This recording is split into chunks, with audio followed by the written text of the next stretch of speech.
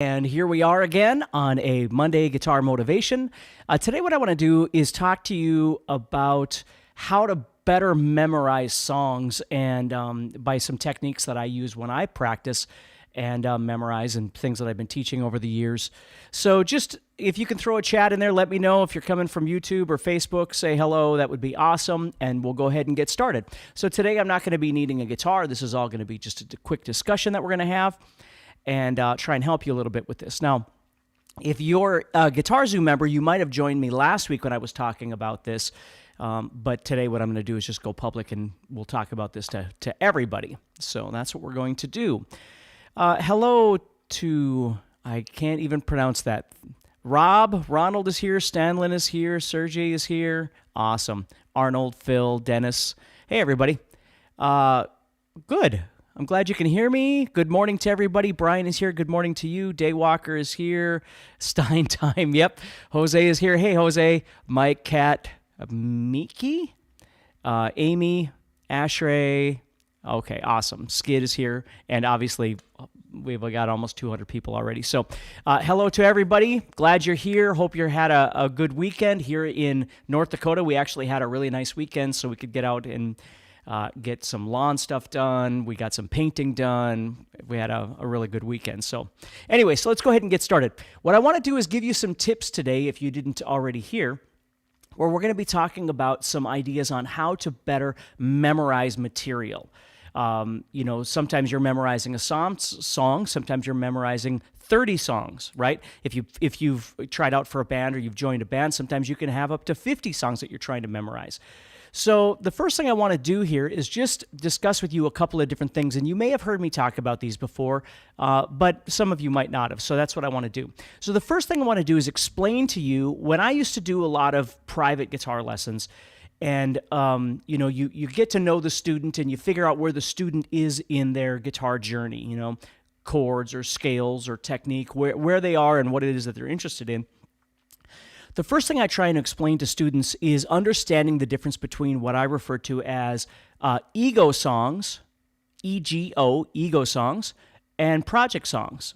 Okay, the difference between those two things. So let's just start with that and then we'll build up from there. So what is an ego song versus a project song? Well, first of all, an ego song is a song that maybe you don't learn all the parts to, right? You're just trying to figure out how to get from A to B within the context of the song, from the beginning to the end, okay? Ego song. And it's in your realm. It's the things that you work on, and it doesn't require a massive amount of effort. Okay, so you're looking at whatever song it is. Now, understand that when you first start playing, kind of nothing is an ego song because it's everything's kind of hard, right? Until you learn how to do some stuff. Once you learn how to do some stuff, then that song becomes a little bit easier to do. So an ego song, again, maybe you're not learning the solo all the way, maybe you're not learning all the picking patterns or the finger picking or whatever, but you're just playing along with something that has a beginning, a middle, and an end. And when you play this, you can feel good about yourself, like you just played along with something real, right? Not, Should We Come Around the Mountain or something like that, something that you really like, right? So you pat yourself on the back. That's an ego song. It makes you feel better. You just did something. You accomplished something. And that's important for us to have. So let's talk about project songs. Project songs are the opposite of that. A project song is a song that's going to teach you a specific element or multiple elements, but it's maybe above your level, or it just has so much stuff that it's going to require a lot of time to try and learn. And oftentimes I tell people a real project song, a lot of times, is something that you may never accomplish because, again, there's various techniques involved, and there's always time involved. The amount of time it's going to take for you to learn whatever it is. Because that's the big thing, isn't it? Is how much time do you have to work on A and B and C and D and E in your regular day? Not everybody has 10 hours a day to practice. Some people do, but a lot of people don't. So a project song is something where you go, oh, I really need to learn this, or I really want to learn this thing, and you might learn a lick or a phrase or a part of something, but you don't learn the whole song. Now, it is true that once you've been playing longer and longer and your technique gets better and your understanding gets better, all those kinds of things, sometimes a project song, what seemed like a project song 5 years ago, might now seem more like an ego song because you've gotten so much better at what it is you do, right? Again, if you just started learning how to play, everything is a project song because you don't know how to do anything. Once you've gotten better, maybe some of those project songs aren't really project songs anymore. They become ego songs.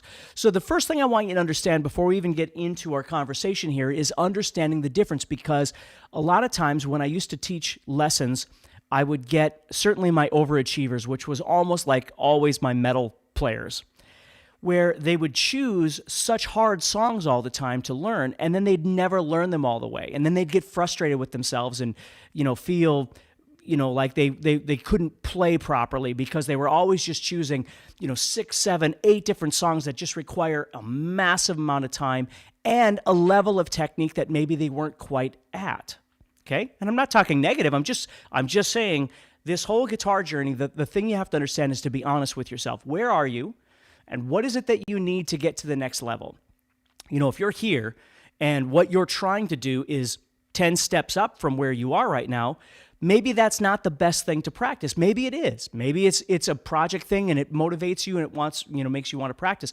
But there are 10 levels between here and there that you could be working on different things and feel a bigger sense of accomplishment, as opposed to, just trying so many things that are so hard. But that's for you to figure out. That's what you have to do. Okay.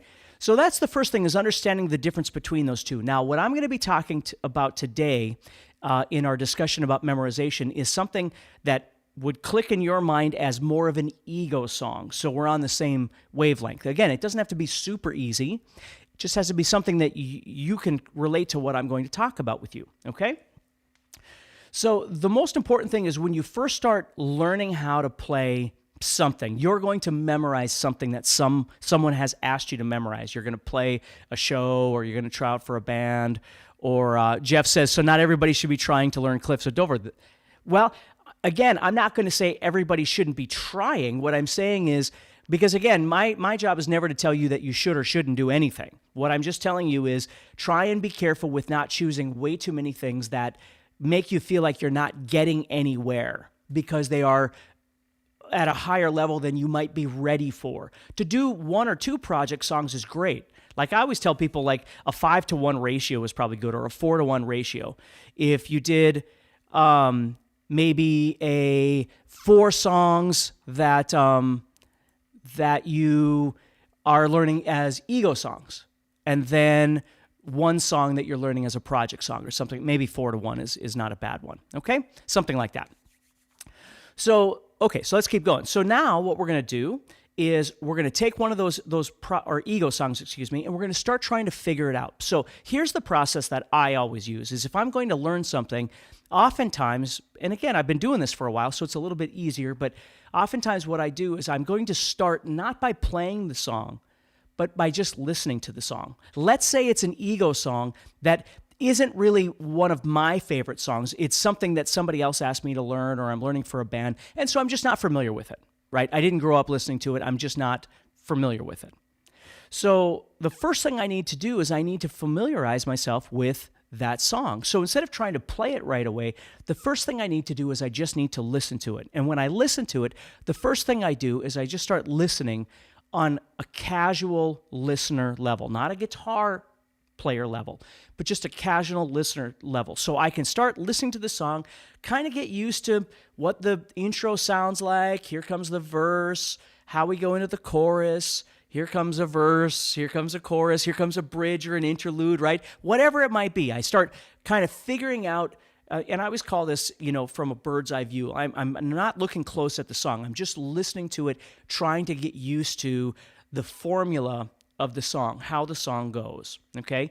And I'm going to do that a few times until I've got an idea in my mind of how this song goes. Again, I haven't learned every lyric, and I don't even know what the chords are or what the riff is. I haven't learned any of that. I'm just listening to the song, getting to know the song.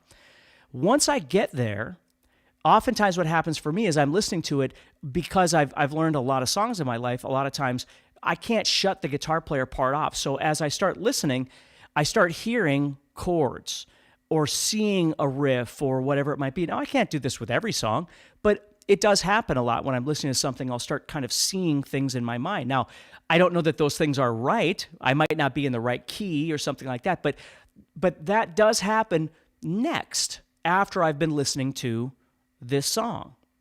Okay? So now I'm starting to kind of figure out from the guitar player perspective what I'm thinking with this song. What do I think is going on here, right? And I start making a plan of attack. So now when I get back to the studio and I'm going to practice, start learning this song, okay, I already have an idea in my mind of what these things are. I just don't know how they go on guitar. So now maybe I look up a video or I find the tab or whatever it is that I might be doing. I'm going to look for this stuff. And now I'm going to start breaking these things down. So what I'm learning is correlating with something that I heard. You see, I'm not in the dark trying to learn something with tab or something where I don't even know what it really is supposed to sound like. I'm listening first. I'm making a connection to the music first. And now what I'm going to do is I'm going to start learning some of these parts. Now, you always have two options. You can try and learn this way, where you start learning the song and you try and learn all the way through. Or what I highly recommend, and certainly works better for me, is to learn it in pieces. So I learn this section, whatever this is, a riff, chords, whatever it is, right? Whatever you're doing. And I learn this. And then I learn the next part. And then I learn how these two connect together. Because a lot of times what we don't realize is even though we learn the parts, we might not be able to transition from part number 1 to part number 2, whatever that means to you. It doesn't just have to mean verse to bridge. It might be different. You know, if you're learning a Dream Theater song, there's different segments within the same part, right? So it just depends on what you're looking for. But the trick is to learn something that is connected to what you just listened to and make it make sense to you. Maybe you don't work it up to 100%, but remember, we're talking about ego songs here. So if this first thing that we're learning is already requiring us to go to the woodshed and start practicing a ton, we probably don't have an ego song. We probably have a project song sitting in our hands. And right now, that's not what I want to worry about. I just want to worry about finding something that's a bit more in the ego song category. Does that make sense?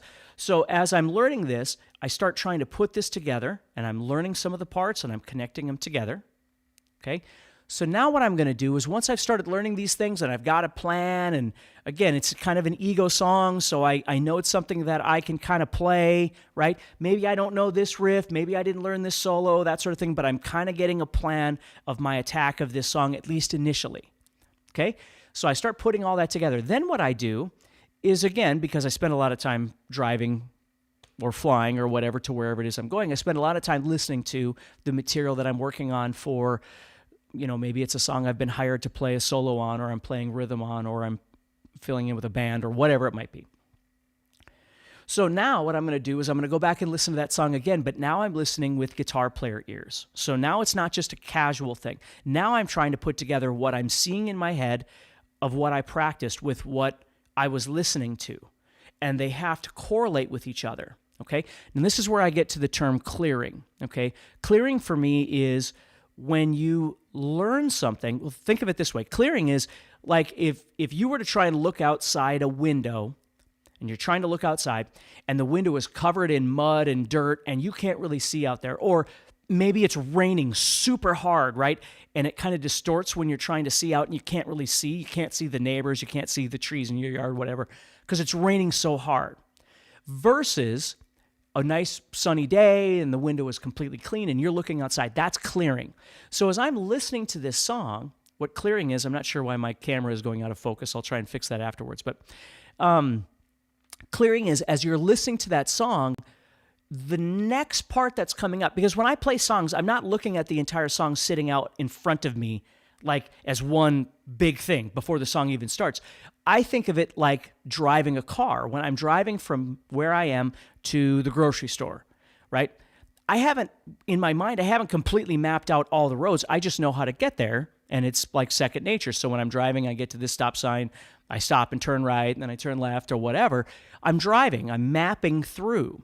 Well, that's what I do with songs, is as I'm listening to the song and I'm mapping through the song, if I get to a place in that song that isn't quite clear, I'm not exactly 100% sure what's coming next, That's clearing to me. That tells me that that part of the song is going to wind up being an issue for me if I was to play this thing on stage and I'm, doing whatever, or I'm in the recording studio or whatever. I don't want that hiccup. I don't want that part to show up that makes me feel like, oh God, here comes that part, right? And you've probably felt that way before, where you're, playing a song and there's a part that you practiced your butt off and it's coming up and you're like, oh crap, am I going to get this right? That's clearing. You want to take that part and get it to the point where it's not that anymore. And if there's a lot of parts like that, again, we might be talking about a project song. And again, not that you can't learn project songs, but project songs require a lot more of that kind of practice and a lot more time. So, and that's up to you, but I'm just saying that's what you need to do. So you clear the song. So as you're playing the song and you're driving through the tune, right?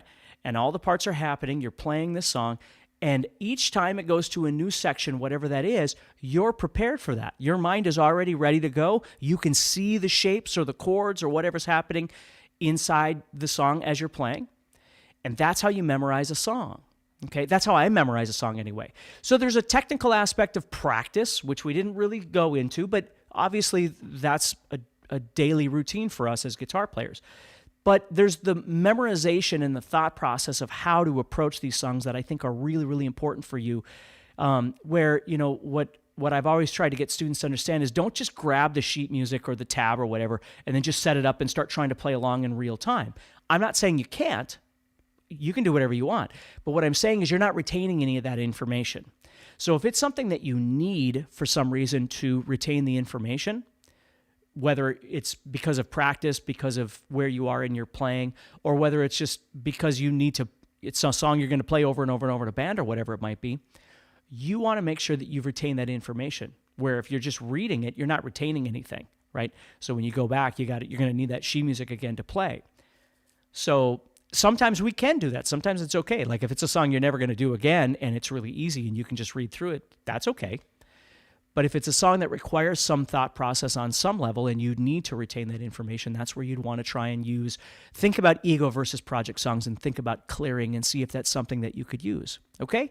So hopefully that helps you a little bit. I see Eric Meyer is out there. How you doing, buddy? Michael J is there. Steven is there. PJ is there. Elmer Mix TV is there. Cadillac is here.